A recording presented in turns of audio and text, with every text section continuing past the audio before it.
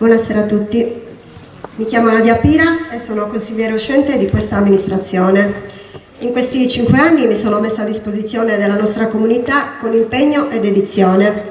Grazie alla fiducia dell'assessore Marco Zusa e della sindaca Elvira Esai mi sono occupata soprattutto di mensa scolastica e trasporti.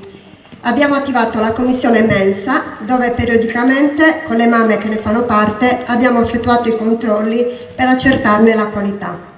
Ci siamo adeguati ai tempi, passando dal sistema elettronico con badge e pagamenti elettronici e un incremento la parte bio.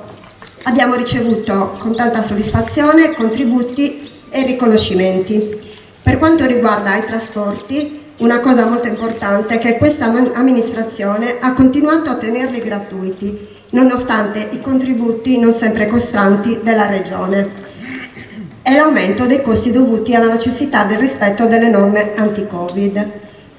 Personalmente sono molto felice di mettermi ancora a disposizione della nostra comunità al fianco di una donna che ha dimostrato il suo grande valore. Questo gruppo è un gruppo forte, è sempre stato unito e questo merito va soprattutto a Elvira. Per questo motivo vi chiedo di andare a votare il 10 e l'11 ottobre, di votare la lista numero 2. Riprendiamo il filo con Elvira Esai sindaco. Grazie.